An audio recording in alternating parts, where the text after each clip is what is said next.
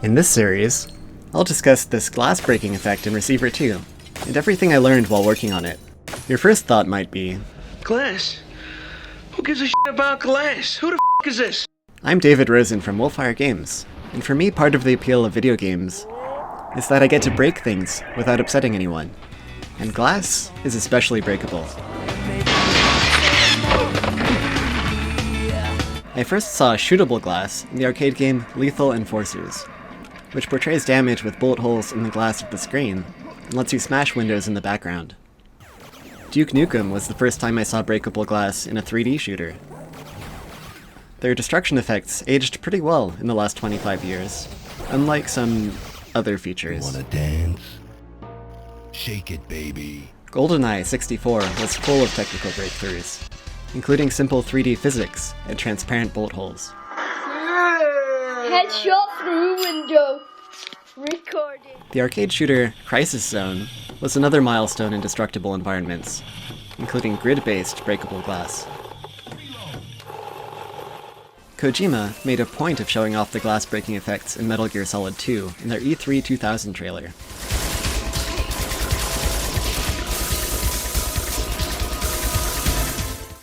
Normal glass can be shattered by weapon fire, allowing you into the room beyond. Red Faction developers were so proud of their glass that they shipped a whole bonus level that's just a house made of windows for you to break. All of this innovation happened during the late 90s. But in the 20 years since then, I've only seen a handful of developers try something new with breakable glass, like Resistance and Max Payne 3. If you can think of other examples, please let me know in the comments, especially if you have videos. Shoot the abacus? Oh, okay.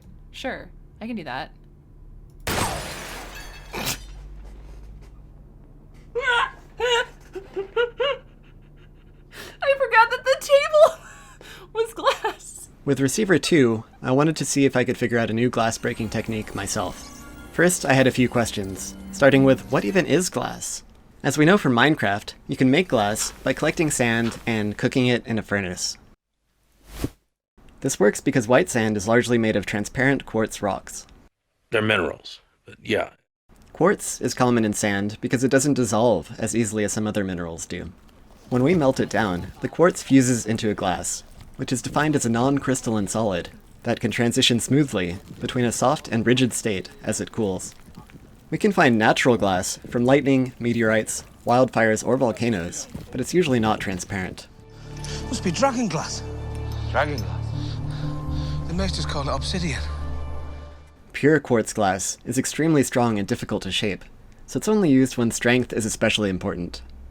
Most of the time, we mix in other compounds to find a different balance between strength and workability. We used to make window panes by blowing molten glass into a bubble and then unrolling it. It's hard to unroll it evenly, so thicker parts just went on the bottom of the window, leading to the myth that glass is a liquid that flows over time. In modern times, we create glass panes more efficiently by pouring the glass onto a pool of liquid metal and letting gravity flatten it out. When glass breaks, cracks radiate out into a pattern of large, razor-sharp shards. This is why your mom tells you not to play with glass. I'm not a person, I'm a target! What the hell is that about? I hate me! Whoa, getting hit by falling shards of glass can cause injury or even death. That's right. Ricochets and physics and all that good stuff. I gotta be careful. I don't accidentally screw it all up. To make glass safer, we can temper it into safety glass, which breaks into tiny pieces.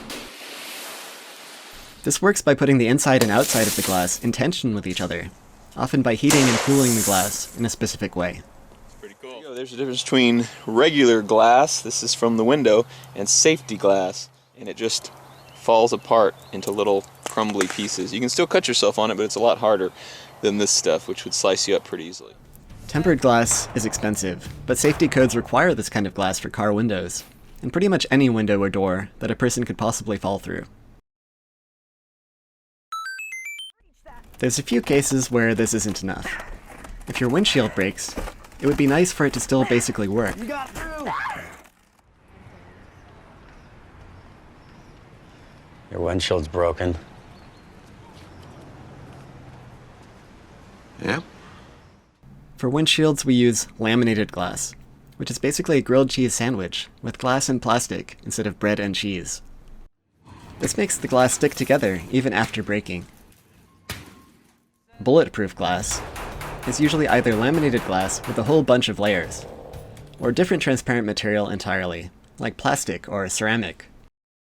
It's not really bulletproof, because you can defeat any material by using a more powerful bullet, or by hitting the same spot over and over.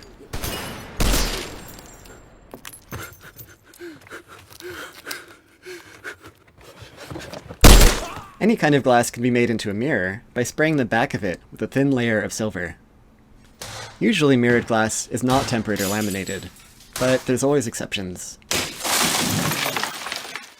So how do movies handle breaking glass? That might give us some clues to how to handle it in games. Originally it was done with hard candy, because that's technically a kind of glass. Japanese artists have been creating edible sugar sculptures for 1,000 years as a form of ephemeral artwork. On the set of Breaking Bad, the actors were always eating the blue meth, because it was really just broken sugar glass. This is pure glass. You're a goddamn artist. Modern breakaway glass is usually made of plastic instead, because it doesn't get quite so sticky.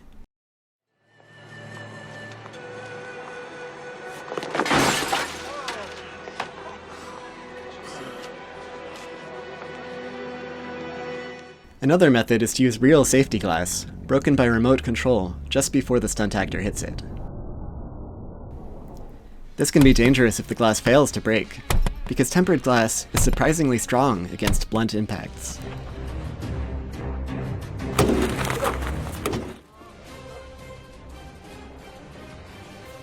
My rib cage and everything just about caved in, so hitting against that was bad. If it's already broken before you hit it, it's reasonably safe, as long as you protect your eyes. When non-stunt actors have to interact with broken shards, they can use silicone glass. There's a few ways to film bullets hitting glass. If you look at old gangster movies, the bullet impacts can look strangely realistic. That's because they often were real. They would just shoot actual bullets, and try not to hit the actors. After actors unionized and refused to be shot at, special effects artists created safer alternatives. Shoot the glass.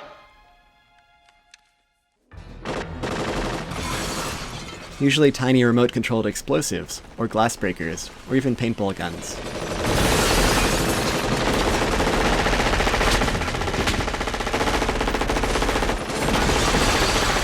This classic shootout scene from the movie Heat includes some detailed practical effects, showing how the typical car has all three major kinds of glass. The windshield is laminated, the other windows are tempered, and the headlights are normal glass.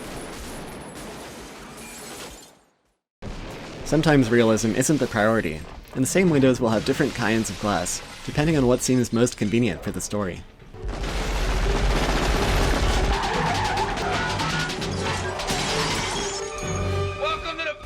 In the last couple decades, practical effects have largely been replaced by CGI.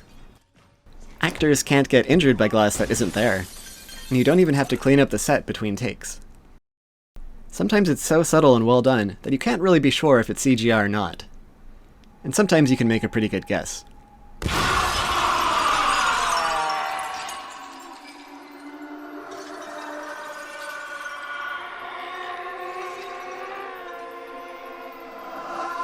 The most basic CGI glass is just compositing stock footage onto a scene with no glass at all. Fancier glass effects use some kind of rigid body simulation. The fracture patterns can be drawn by hand, or generated procedurally. This seemed like the place to start for Receiver 2, but how should we create the patterns? I'll be talking about that in part 2 of this video. If you don't want to miss it, please consider subscribing and enabling notifications. In the meantime, you can check out some of our other videos by clicking them on the screen right now.